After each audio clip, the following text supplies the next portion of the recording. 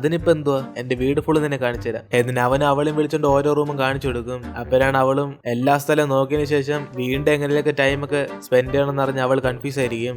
സുഞ്ജയ, ഈ പടം ആരാ വരച്ചേ? കാണാൻ കിടില, എനിക്കിത് ഒരു രാത്രി ഫുള്ള് നോക്കിക്കൊണ്ടിരിക്കാൻ തോന്നും. എന്നിട്ട് ഇവള് ആ റീസൺ പറഞ്ഞ് രാത്രി ഫുള്ള് ഇവിടെ ടൈം സ്പെൻഡ് ചെയ്യാൻ നോക്കുമ്പോഴാണ് ഇത് കേട്ട് അവനും, നിനക്ക് അത്രയ്ക്ക് ആ പടം ഇഷ്ടപ്പെടാണ്, ഞാൻ വേണേ അത് എടുത്തു തരാം, നീ വീട്ടിൽ കൊണ്ടുപോയിക്കോ. എന്നിട്ട് അവൾ ആക്കി വിടും. അപ്പോഴാണ് ഇവളും ടെൻഷനായിട്ട് വേറെ എന്തേലും വഴി കണ്ടെത്തണല്ലേ. സുഞ്ജയ, ഈ ചെടിയൊക്കെ നീ എത്ര വർഷം കൊണ്ട് വളർത്തുന്നത്? എല്ലാം നല്ല ചെടി. എന്നിട്ട് ഇവള് പറയുമ്പോഴാണ് അവനും, ഇംസോൾ, അത് പ്ലാസ്റ്റിക് ചെടിയാ. എന്നിട്ട് അവനും പറഞ്ഞോടെ ഇവൾക്ക് മൊത്തത്തിൽ നാണക്കേടായി പോകും. അതിനുശേഷം അവളും ഈ പ്ലാസ്റ്റിക് കൊള്ളാന്ന് പറഞ്ഞ് ഒറിജിനൽ ആയിട്ടുള്ള ചെടി തൊടുമ്പോഴാണ് അവളുടെ കൈ മുറിയും. അപ്പോഴാണ് ഇത് കണ്ട അവനും, ഇംസോൾ, അത് പ്ലാസ്റ്റിക് ചെടിയല്ല, നിനക്ക് എന്തേലും പറ്റിയോ? എന്നിട്ട് അവൻ അവളെ കെയർ ചെയ്യുമ്പോഴാണ് അവളൊന്നും കുഴപ്പമില്ലെന്ന് അവനോട് പറയും. അതിനുശേഷം അവളും ഇനിയിപ്പോ നമുക്ക് വേറെ വല്ല റൂം ഉണ്ടേ പോയി കാണാന്ന് പറഞ്ഞ് അവനെ വിളിക്കുമ്പോഴാണ് അവൻ ഇനി ഇവള് കാണാനുള്ളത് അവന്റെ ബെഡ്റൂമുകളെന്ന് പറയും. അതുകൊണ്ട് ബെഡ്റൂമിലേക്ക് വരുന്നോന്ന് അവളോട് ചോദിക്കുമ്പോഴാണ് അവളും ടെൻഷനായിട്ട്, വേണ്ട വേണ്ട, ബെഡ്റൂമാണ് അവിടെ ഇരിക്കട്ടെ, എനിക്ക് നല്ല വിശപ്പുണ്ട്, ഞാൻ പോകുന്നതിന് മുമ്പേ കുറച്ച് നൂഡിൽസ് ഉണ്ടാക്കി തരാമോ? എന്നിട്ട് ഇവള് ഇവനോട് ചോദിക്കും. അതേസമയം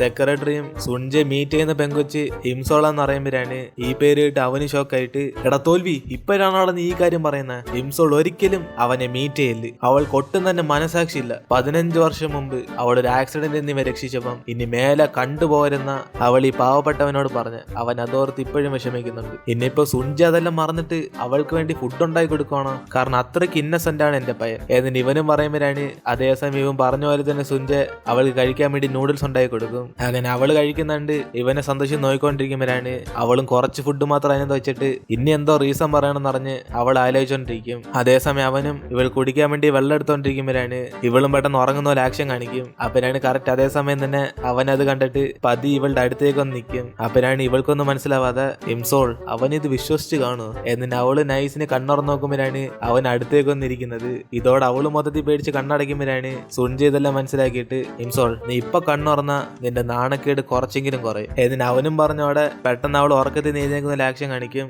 സുഞ്ജയ, അതിനു മുന്നേ ഉറങ്ങിപ്പോയോ? നീ വിളിച്ചുണർത്തില്ലായിരുന്നെങ്കിൽ ഞാൻ രാവിലെ വരെ ഇവിടെ തന്നെ കിടന്നുറങ്ങിപ്പോയാന്. എന്നിട്ട് അവളും പറയുമ്പോഴാണ് ഇത് കേട്ടവനും, ഇംസോൾ, അപ്പൊ സത്യത്തിൽ ഇന്ന് രാത്രി എന്റെ കൂടെ ഇവിടെ തന്നെ താമസിക്കണമെന്ന് നീ പ്ലാൻ ചെയ്തോ? എന്നിട്ട് ഇവൻ അവളോട് ചോദിക്കുമ്പോഴാണ് അതേസമയം ഇംസോളുടെ വീട്ടിൽ ആരില്ലാത്ത സമയം നോക്കി ആരോ ഒരാള് അവളുടെ വീടിന്റെ പുറത്ത് ഇങ്ങനെ വെയിറ്റ് ചെയ്തോണ്ടിരിക്കും. അപ്പോഴാണ് അവിടുത്തെ സെക്യൂരിറ്റിയും അത് ആരാഞ്ചെന്ന് അടുത്ത് വെച്ചെന്ന് നോക്കുമ്പോഴാണ് അവിടെ വന്നേക്കുന്നത് ടേസും ആയിരിക്കും. അതേസമയം ഇവിടാണ് അവൻ ഇവളെ ചോദ്യം ചെയ്തോണ്ടിരിക്കും. ഇംസോൾ, നിനക്ക് വേറൊരു ഉദ്ദേശമില്ലെന്നല്ല പറഞ്ഞ, പിന്നെ എന്റെ കൂടെ ഇവിടെ നൈറ്റ് സ്പെൻഡ് ചെയ്യണമെന്ന് എന്തോ ഉദ്ദേശിച്ച? ഒരുപക്ഷെ നിന്റെ ഹീറോ സിനിമ ഞാൻ റിജക്ട് ചെയ്തോണ്ടാണ്? അങ്ങനെയാണ് അതൊന്നിനും കൊള്ളാത്ത കഥ. എന്നിട്ട് ഇവൻ പറയുമ്പോഴാണ് അവളും, അല്ല അല്ല, എങ്കിൽ പിന്നെ നീ എന്തുകൊണ്ട് ഇവിടെ താമസിക്കണമെന്ന് എന്നോട് കറക്റ്റ് ആയിട്ടുള്ള റീസൺ പറ, അല്ലെങ്കിൽ ഞാൻ വേറെ എന്തെങ്കിലും തെറ്റിയിരിക്കും. എന്നിട്ട് ഇവനും പറയുമ്പോഴാണ് അവൾ ഇവനോട് സത്യം തന്നെ പറയാൻ തീരുമാനം എടുക്കും. സുഞ്ജയ, സത്യത്തിൽ ഇന്നത്തെ രാത്രി ഫുള്ള് നിന്റെ കൂടെ ടൈം സ്പെൻഡ് ചെയ്യണം ഞാൻ വിചാരിച്ചത് ഇന്ന് നീ മരിക്കുന്നോർത്ത് പേടിച്ചിട്ട, കാരണം നീ ഒറ്റയ്ക്കായി പോയാൽ ചിലപ്പോ നീ മരിച്ചു. എന്നിട്ട് ഇവളും പറയുമ്പം ഇത് കേട്ട് അവനൊന്നും മനസ്സിലാവാതെ,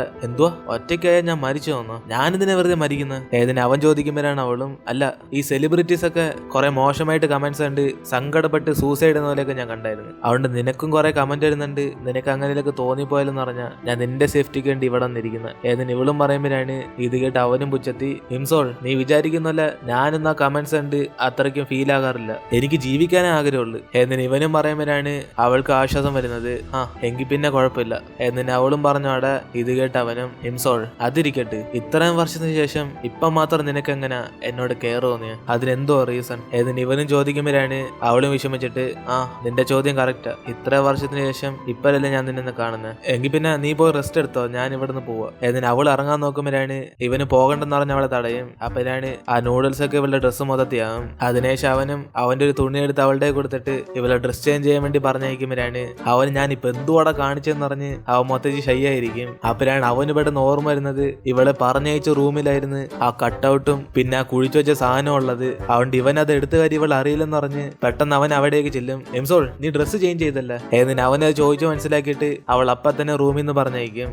അങ്ങനെ അവന് നൈസിന് അവൾ ആ സാധനം കാണാതെ പുറത്തേക്ക് പറഞ്ഞയക്കുമ്പോഴാണ് അവൾ ഇട്ടിരുന്ന ഡ്രസ്സ് മറന്ന് അകത്ത് വെച്ചോണ്ട് അതെടുക്കാൻ വേണ്ടി ഇവന് തിരിച്ചു വരും. അപ്പോഴാണ് അതേസമയം ഇവന് ബെഡ്ഷീറ്റ് എടുത്ത് മറ്റേ കുഴിച്ചു വെച്ച സാധനം മറയ്ക്കാൻ വേണ്ടി നോക്കിക്കൊണ്ടിരിക്കും. അപ്പോഴാണ് അറിയാതെ ഇവൻ ആ കട്ടൗട്ട് മറച്ചു വെച്ചതും മൊത്തത്തിൽ ഇവൾക്ക് കാണാൻ പറ്റും. അങ്ങനെ അവൾ ആ കട്ടൗട്ട് കണ്ടിട്ട് നിനക്ക് ഇങ്ങനത്തെ ഹോബിയൊക്കെ ഉണ്ടോന്ന് അറിഞ്ഞ് അവള് ഷോക്കായി പോകും. അതോടെ അവന് മൊത്തത്തിൽ പേടിച്ചു പോയിട്ട്, എന്ത് ഹോബി, ഇത് എന്റെ ഒന്നല്ല. എന്നിട്ട് അവന് ശബ്ദം ഉണ്ടാക്കുമ്പം ഇത് മനസ്സിലാക്കി അവളും, കുഴപ്പമില്ല സുഞ്ജയ, എനിക്ക് നിന്നെ മനസ്സിലാവുന്നുണ്ട്, ഇതൊക്കെ നിന്റെ പ്രൈവസി ജലസിയ. എന്നിട്ട് ഇവളും പറയുമ്പം അവനും മതി ദേഷ്യത്തി നീ എന്തോ ഉദ്ദേശിക്കുന്ന, ഇതെന്റെ സാധനം എന്നല്ല, ഇതെന്റെ കൂട്ടുകാരൻ ഗെയിം കളിച്ച് അങ്ങോട്ട് വാങ്ങിച്ചെന്ന് തോന്നുന്നു. ആ നാട് അറിയാതെ ഇവിടെ ഇട്ടിട്ട് പോയി. അല്ല നീ എന്നെ കുറിച്ച് എന്തോ വിചാരിക്കുന്നത്? എന്നിട്ട് ഇവൻ അതെടുത്ത് മറച്ചു വയ്ക്കുമ്പോഴാണ് ഇംസോൾ ഇങ്ങനെ അടുത്തേക്ക് വന്നിട്ട് കുഴപ്പമില്ല സുൻജയ, നിന്റെ എന്ന് പറഞ്ഞാൽ ഞാൻ എന്തോ ചെയ്യാൻ പോകുന്നത്? നീ ഒറ്റയ്ക്ക് താമസിക്കുമ്പോൾ നിനക്ക് ഇങ്ങനത്തെ കട്ടൗട്ടൊക്കെ വേണ്ടേ? നീ ഒന്ന് കാണിച്ച് ഞാൻ നോക്കട്ടെ. എന്നിട്ട് ഇവൾ അവനെ കളിയാക്കുമ്പോഴാണ് ഇവന് മൊത്തം നാണം കെട്ടിട്ട് അവൾ കാണാതിരിക്കാൻ വേണ്ടി ആ ബെഡ്ഷീറ്റ് ഇടിച്ച് ഇങ്ങനെ വരിക്കും. അപ്പോഴാണ് അവൾ അതിന്റെ കൂടെ തന്നെ ഇങ്ങനെ വരും. അങ്ങനെ അവൾ വീടാൻ പോകുമ്പോൾ ഇവന് ബാക്ക് അവന്റെ കൈ വെച്ചിട്ട്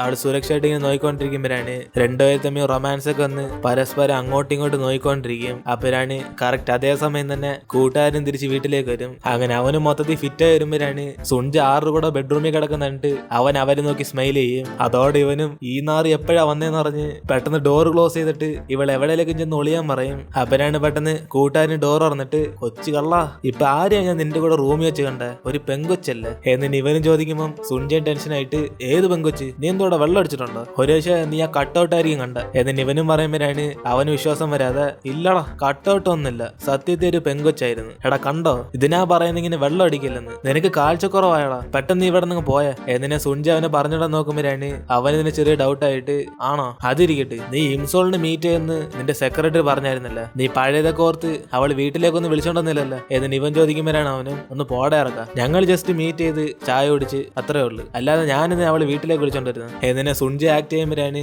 ഇത് കേട്ട് കൂട്ടുകാരനും ശരിയെന്നാ, പക്ഷെ നിനക്ക് അവളോട് ഇപ്പോഴും സ്നേഹം ഉണ്ടെന്ന് എനിക്കറിയാം, അതുകൊണ്ട് ആദ്യം നീ അതങ്ങ് മറന്നേക്ക്. എന്നിട്ട് ഇവന് സംസാരിക്കുമ്പോ തന്നെ സുൻജ അവന്റെ വായ അടച്ചിട്ട് മര്യാദയ്ക്ക് ആദ്യം ഇവനെ അവിടുന്ന് പോകാൻ പറയും. കാരണം ഇതെല്ലാം അവിടുന്ന് ഇംസോളും കേട്ടോണ്ടിരിക്കുക. അതിനുശേഷം കൂട്ടുകാരനും എങ്കിൽ പിന്നെ ഞാൻ കുളിക്കാൻ പോകാന്ന് പറഞ്ഞിട്ട് അവിടുന്ന് ഡ്രസ്സ് വരുമ്പോഴാണ് ഇവൻ അത് ഇംസോൾ കാണാതിരിക്കാൻ വേണ്ടി ഫ്രണ്ടി വന്നിങ്ങനെ മറഞ്ഞിരിക്കും. അപ്പനാണ് അവൻ അടുത്തേക്ക് വന്നിട്ട് സുൻജയ ഞാൻ മൊത്തത്തിൽ ഒന്ന് കുളിച്ചോട്ടെ, കാരണം എനിക്ക് നിന്റെ ബാത്റൂം ഇഷ്ടപ്പെട്ട. എന്നിട്ട് അവനെ അടുത്തേക്കും ചോദിക്കുമ്പോൾ നീ എന്ത് വേണമെങ്കിലും ചെയ്യുന്ന പറഞ്ഞിട്ട് അവൻ ആദ്യം പറഞ്ഞയക്കും. അതിനുശേഷം അവനും ഇംസോളിനെ പെട്ടെന്ന് അവിടെ നിന്ന് പറഞ്ഞുവിടാൻ നോക്കുമ്പോഴാണ് വീണ്ടും കൂട്ടുകാരൻ അവിടെ ഓടിയെത്തും. എടാ സുൻജയ, നീ അവള് മറന്നെന്ന് പറഞ്ഞിട്ട് ഇപ്പോഴും അവളുടെ കൂടെയുള്ള ഫോട്ടോ നീ കൈവച്ചോണ്ടിരിക്കും അല്ലെ? സത്യത്തിൽ നിന്റെ കാഴ്ചക്ക് എന്തോ പറ്റിയാടാ? ആ ഇംസോളിനെ കാണാൻ അത്രയ്ക്ക് ലുക്കാണോ? ഈ ലോകത്ത് അവളല്ലാതെ കാണാൻ കൊള്ളുന്ന കുറെ ആൾക്കാരുണ്ട്, എന്നിട്ട് നീ എന്തിനാണ് അവളുടെ പുറകെ തന്നെ പോയിക്കൊണ്ടിരിക്കുന്നത്? എന്നിട്ട് ഇവന് അവളെ കുറിച്ച് മോശമായിട്ട് അറിയുമ്പോഴാണ് ഇതെല്ലാം ഇംസോൾ അകത്തിരുന്ന് കേട്ടിട്ട് എടാ തെണ്ടി, നിനക്ക് എത്ര ധൈര്യം ഉണ്ട് നീ എന്നെ വിലയിരുത്തും? എന്നിട്ട് അവളും കട്ടക്കലിപ്പിരിക്കും. അപ്പോഴാണ് ഇതെല്ലാം കേട്ട് സുൻജയും എടാ നീ വിചാരിക്കുന്നതൊന്നല്ല,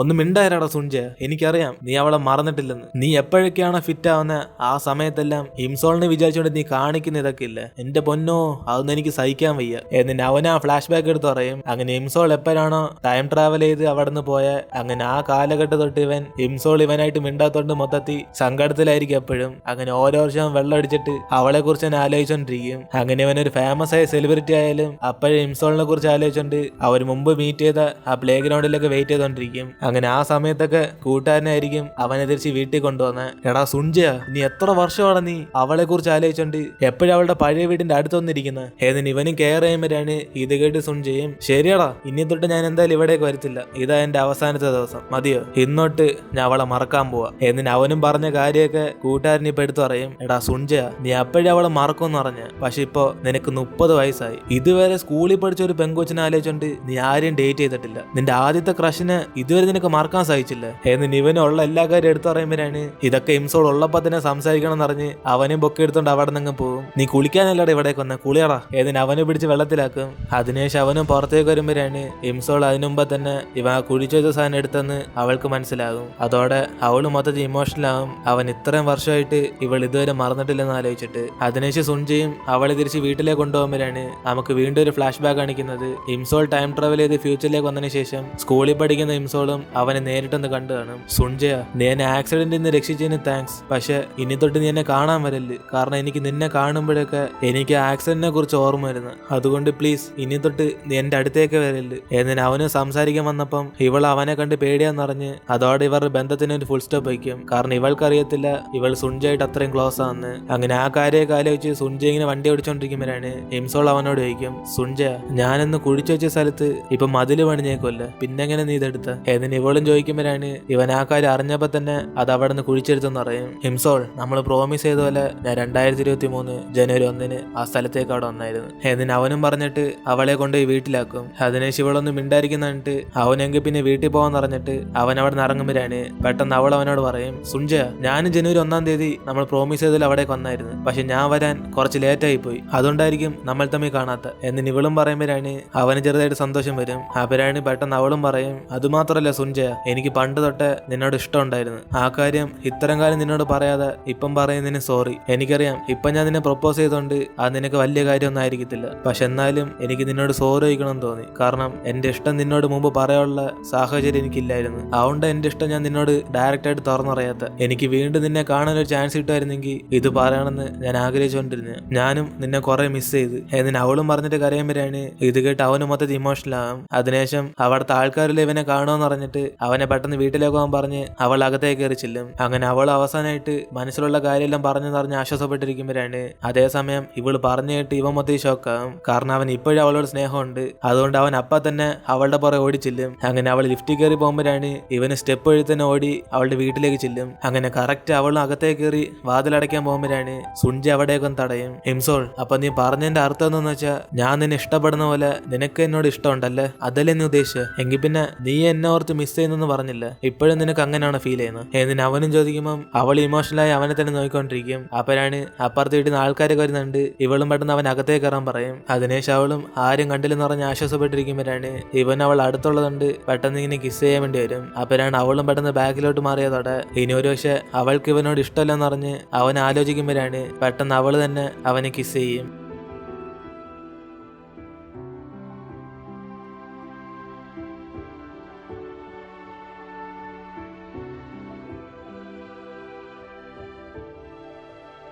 അങ്ങനെ അതോടെ ഇവർ തമ്മിൽ സെറ്റ് ആകുമ്പോഴാണ് പുറത്താരാണ്ട് കോളിംഗ് ബെൽ അടിക്കുന്നത്. ഇതോടെ അവൾ ആരാൻ ചോദിക്കുമ്പം പൈപ്പ് ശരിയാക്കാൻ വേണ്ടി വന്ന ആളാന്ന് പറയും. കാരണം ഇന്നലെ അമ്മ പറഞ്ഞാണ് ഇവളുടെ വീട്ടിൽ വെള്ളം വന്നില്ലെന്ന്. അങ്ങനെ അതോർത്ത് നോക്കിയിട്ട് അവളും ഇദ്ദേഹത്തിന് നാളെ വരാൻ പറയുമ്പോഴാണ് അയാൾക്ക് ഇപ്പം മാത്രമേ സമയമുള്ളെന്ന് അവളോട് പറയും. അതിനുശേഷം ഹിംസോളിന് വേറെ വഴിയില്ലാതെ സുഞ്ജയുടെ ഫേസും മറിച്ച് അവനെ പുറത്തേക്ക് പറഞ്ഞേക്കും. ചേട്ടാ, എങ്കിൽ പിന്നെ നിങ്ങൾ പോയിട്ടോ എന്നിന് അവനെ പറഞ്ഞിടാൻ നോക്കുമ്പോഴാണ് പെട്ടെന്ന് സുഞ്ജയ് ഷോക്കായിട്ട്, ചേട്ടനോ? ആര്, ഞാനോ? എന്നിന് അവനും വേറൊന്നും വിളിക്കാൻ കിട്ടില്ലെന്ന് പറഞ്ഞ് ഷോക്കായിരിക്കും. അപ്പനാണ് ഇത് കണ്ട് മറ്റേ ആള് ഷോക്കായിട്ട്, ഹിംസോൾ, നിന്റെ ചേട്ടൻ എനിക്ക് അറിയാല്ലേ, കുറെ വർഷമായിട്ട് അവനെ ഞാൻ കണ്ടിട്ടുള്ള.